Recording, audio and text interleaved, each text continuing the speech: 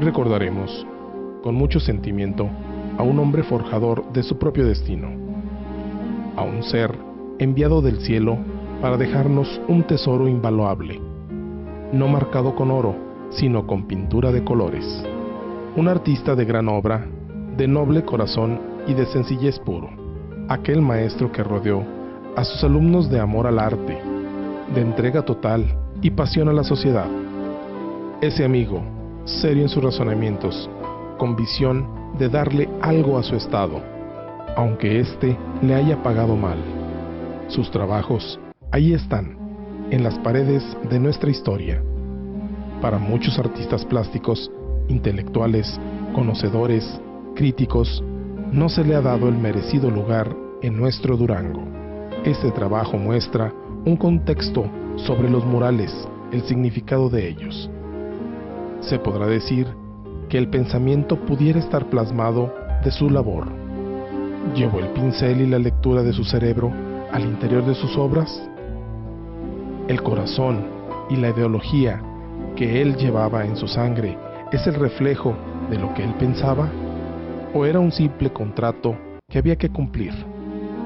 ¿Los temas de sus murales los define él o se los mandataron? ¿Acaso será el tiempo, la propia vida y el destino quien lo formó? Por ahí empecemos.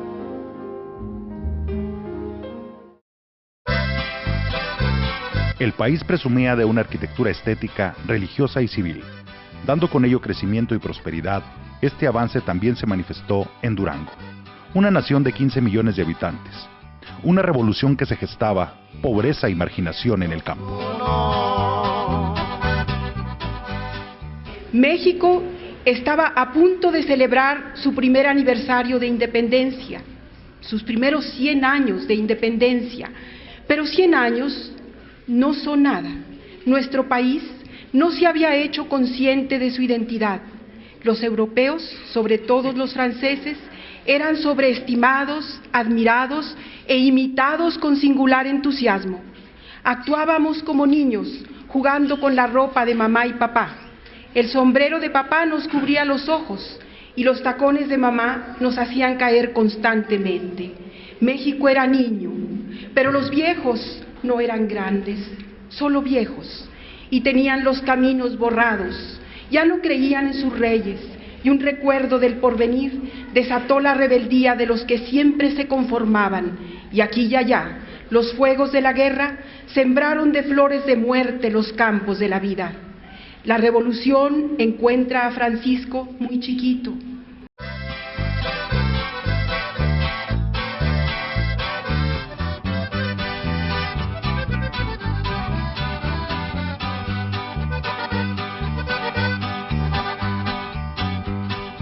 Máquina 501.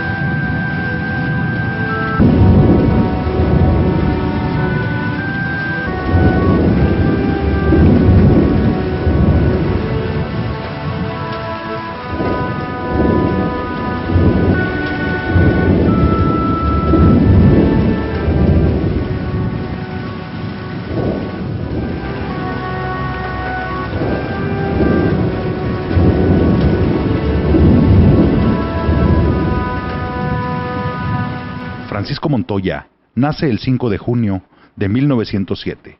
Sus padres, la señora doña Virginia de la Cruz Salazar, del pueblo de la villa de San Atenógenes, Durango, y don Benigno Montoya, gran escultor y grabador, arquitecto, pintor, maestro de dibujo y tallista en madera.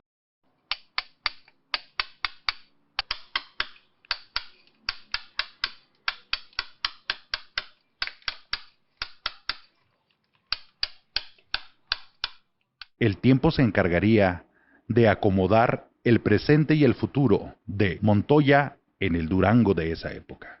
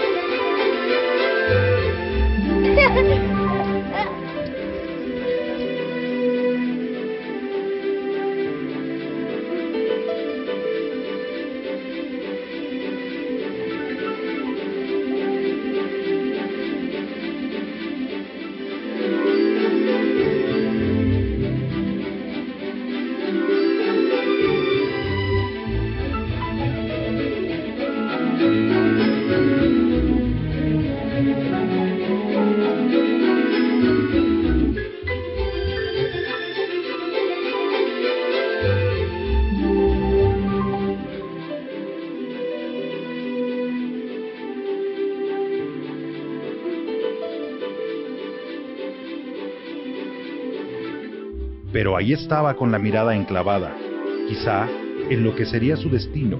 Pensativo desde muy pequeño, sus ojos reflejaban su alma y su pureza. Veía al Durango tan inmenso, así como él quería. Montoya de la Cruz nace, crece y se desarrolla entre ángeles y rosas de cantera. De su padre recibió sus primeras lecciones artísticas. Desde muy pequeño observó a su progenitor pintar y trabajar. Ayudando a don Benigno desde que cumplió los 14 años en su trabajo de escultor. En la escuela guadalupana y en la número 4 estudia su primaria. Pasa a lo que en ese entonces se llamaba Escuela Superior, en la que es alumno de don Catarino Herrera. La revolución encuentra a Francisco muy chico, de poca edad, pero recuerda todo después.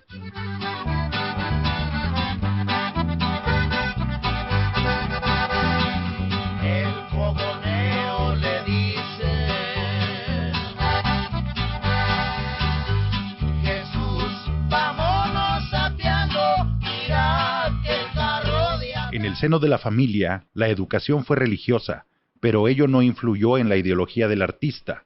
Por el contrario, el destino del tiempo y el espacio llevaron al hombre a seguir cultivándose en la educación. Solo el Seminario Conciliar Menor podría ofrecer esta oportunidad. En el seminario ingresa no por vocación, sino por ser en aquel tiempo la única posibilidad de cultivarse, como él mismo lo comentó alguna vez. Francisco dio vuelta por la vida misma, por el mundo, pasando y rompiendo fronteras. Montoya encuentra en la cantera el refugio de sus inquietudes, mas no de sus ideales. Buscaba un sendero que lo condujera a su verdadera vocación, el muralismo. Estudia en Chicago, trabaja en California, se prepara en la Academia de San Carlos.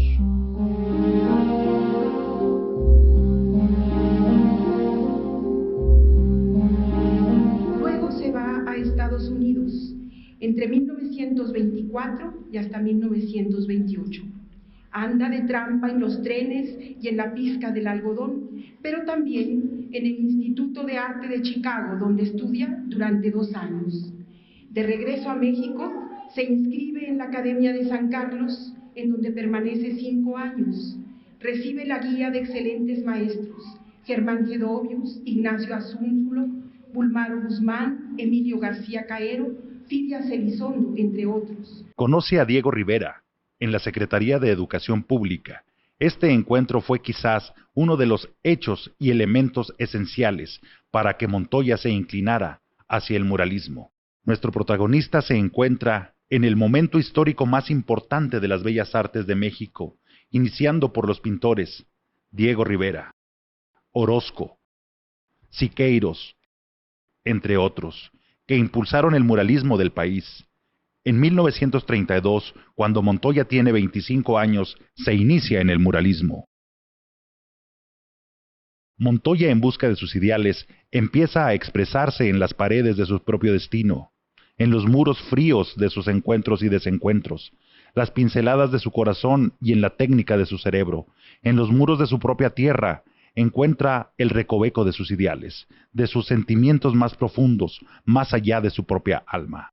De hecho, sin conocerlo y de lo que me he dado cuenta que mucha gente lo quería y lo estimaba a nivel personal y también como maestro, a mí me parece que Montoya de la Cruz era un hombre con ideales políticos, pero no nada más eran ideales construidos de la nada, eran construidos a partir del conocimiento del momento histórico del cual vivía, y también considero que era un hombre comprometido, de esos que ya no hay tantos, un hombre comprometido con la sociedad, con su propio pueblo, ¿no? Con su propia contexto local. Por alguna razón debió haber regresado a Durango para construir aquí ese proyecto de una escuela de artes, ¿no?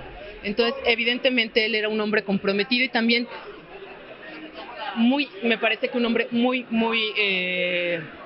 con muchísima información, muy inteligente. A Francisco Montoya siempre le preocupaban los temas sociales, los reclamos de las masas, los gritos de los campesinos, de aquellos hombres sin tierra, de los sueños no empezados. Por medio de los murales se describe una parte del ser humano y sus entrañas. Sobre todo yo creo que esta transformación en el lenguaje del maestro, que va adaptándose también a la transformación política del país.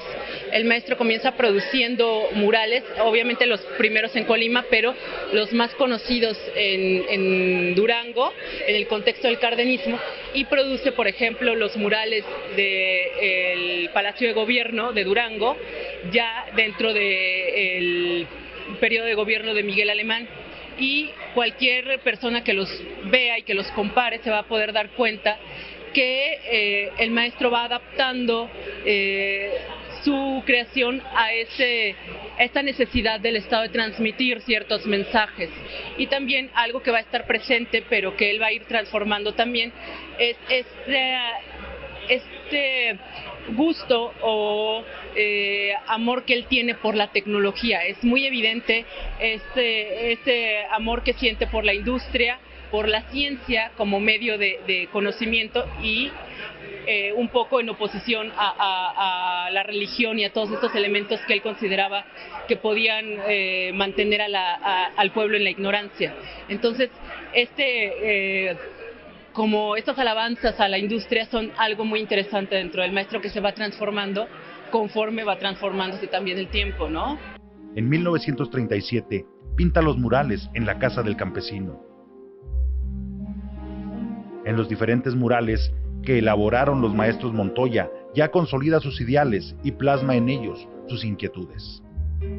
Sus técnicas aplicadas en los muros fue llenándose de pinceladas que no solo marcaban los tiempos y la gloria de la época, sino van más allá de la propia sangre, más allá del instinto del propio estómago. El manejo que hace de la perspectiva y de los espacios, del color y el dominio que tiene sobre la técnica del fresco son de un hombre que realmente estudió, se informó, practicó, experimentó, igual le falló muchas veces, pero que llegó a un dominio absoluto sobre el fresco. O sea, si puedes ver sus murales, te vas a dar cuenta que a pesar del paso del tiempo, la obra sigue casi intacta y el color se sigue viendo igual, y el uso del espacio te habla de un dinamismo, de un control sobre las formas. Yo creo que el maestro realmente sí leyó muchísimo y leyó tratados de pintura y se informó muchísimo sobre las técnicas tradicionales o clásicas del arte. En 1938, a los 31 años de edad, Francisco Montoya de la Cruz pinta los murales de la antigua Escuela Normal del Estado, hoy oficinas centrales del SPAUJET. La expropiación petrolera también fue tema de gran relevancia para Montoya. Creo que las obras del maestro Montoya de la Cruz se inscriben en la producción artística del cardenismo y por eso pueden ser una síntesis de este momento. En la obra del maestro puedes ver los mensajes más importantes que intentó transmitir el Estado cardenista a la ciudadanía. Puedes ver este interés por la organización de los campesinos, por la organización obrera y también algo que es muy evidente es la creencia o el ideal que compartía el maestro Montoya de la Cruz en el sentido de que la industria, la modernidad, era el elemento que iba a sustraer al pueblo de México de la pobreza y de la ignorancia. En 1940, el presidente Lázaro Cárdenas inaugura en Gómez Palacio la Escuela 18 de Marzo, en donde Montoya aplica su conocimiento. 1938, de feliz recordación, en que nuestro presidente declaró la expropiación. Declaró la expropiación del petróleo mexicano para que su pueblo fuera grande, libre. En este mismo año, pinta una acuarela con el retrato de su primera esposa, doña Mercedes Burciaga de Montoya. Para 1943, pinta en el Hotel Posada El Sol, en el DF. Diego Rivera, el más clásico y exigente de los llamados muralistas, empieza a expresar muestras de satisfacción del trabajo de Montoya.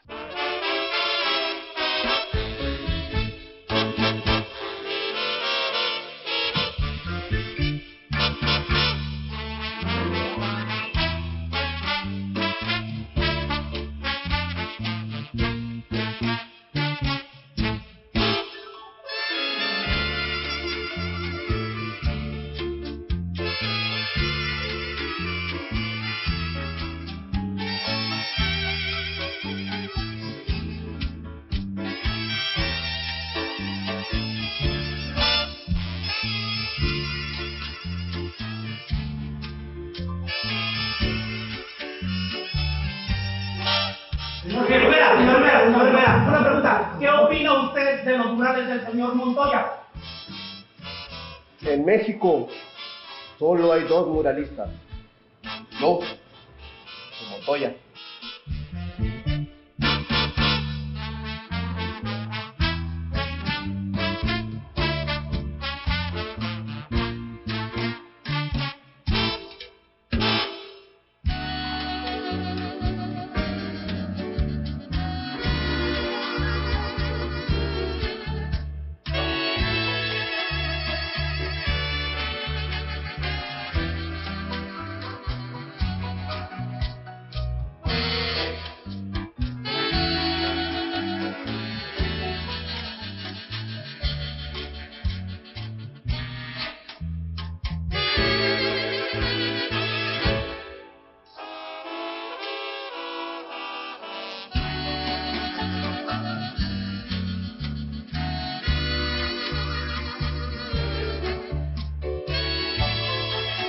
Para empezar, no lo pondría en una tercera generación. Si es necesario como hablar de generaciones de muralistas, yo no lo situaría en una tercera generación.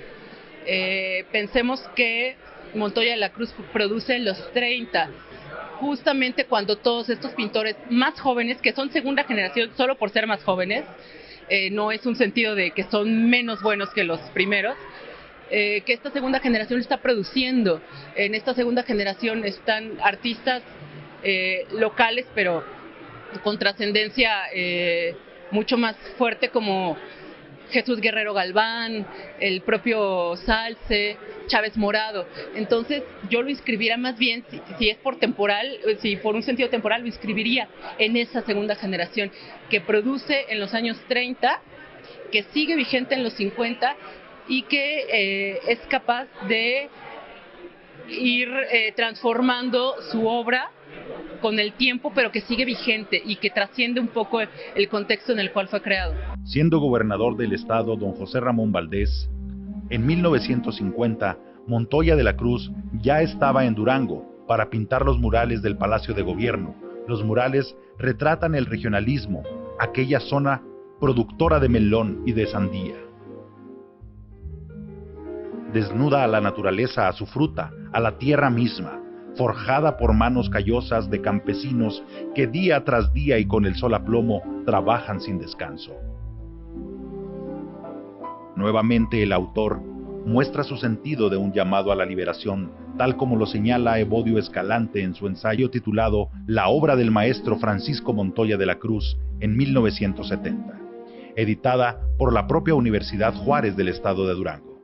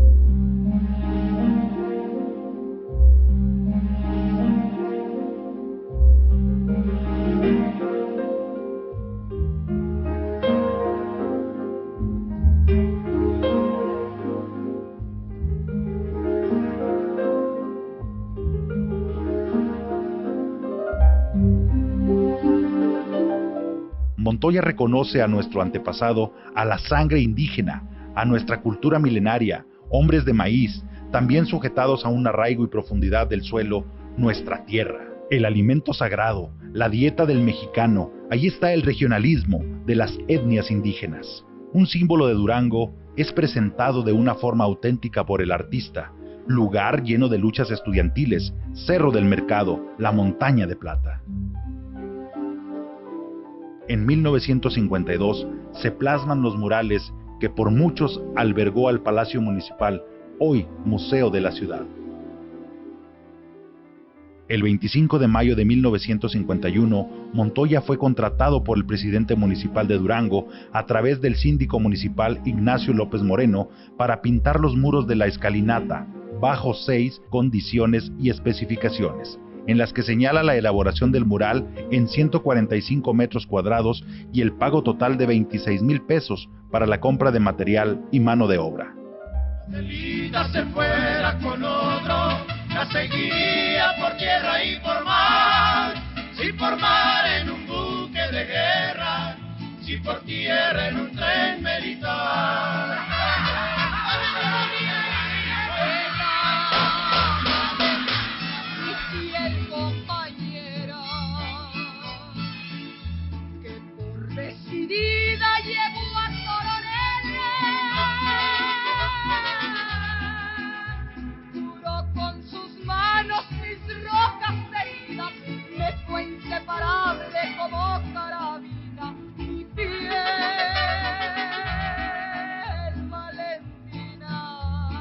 Valentina, Valentina, rendido estoy a tus pies. Si me han de matar mañana, que me maten de una vez. Por una coqueta perdí la cabeza,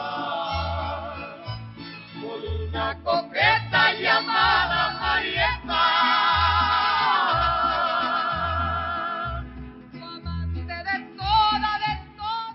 Montoya continuó con más obras hasta el día de su muerte. El muralismo de Montoya es el análisis, estudiar técnicas y colores, trazos y encuadres. Las obras de Montoya tienen implícitos un pensamiento ideológico, un conocimiento de las causas justas, un sentimiento profundo por su país, por su raza, por sus sentimientos. Los murales describen, desnudan a Montoya para hacerlo grande entre los grandes. Porque considero que, como el caso del maestro Montoya, también existe el caso de otros pintores que por no haber desarrollado su obra en el centro, que es nuestra costumbre de voltear la mirada hacia lo que se hace en el centro del país, que por no haber producido su obra en el centro, tal vez por eso quedó un poco de lado para todos los mexicanos, o digamos para toda la gente. Sin embargo, si habría que comparar, yo compararía al maestro con Siqueiros, y no por justo en oposición a este afán de publicidad que tenía Siqueiros. El maestro, por ejemplo, tiene ese amor por la experimentación plástica que creo yo encontrar en Siqueiros, por este amor por la modernidad, por la tecnología y por este de veras dominio del espacio que a mi gusto lo tiene Orozco, pero también lo tiene Siqueiros. Y es lo que mencioné un poco en la plática. Los murales, si tú no los conoces, te pueden parecer que son metros y metros de espacio. Sin embargo, cuando los ves te das cuenta que son más pequeños de lo que te habías imaginado. Y es por eso, porque el maestro logró imprimir dinamismo en sus obras, continuidad en los muros, y supo utilizar el espacio que le daban de una manera que solo de veras alguien que tiene dominio técnico lo puede lograr, ¿no? Francisco Montoya de la Cruz es el hombre que no muere, pues su esencia y su espíritu aún existen en sus alumnos, en las paredes de escuela de pintura, en los murales y en el pensamiento de quienes inclusive lo nombraron como su padre.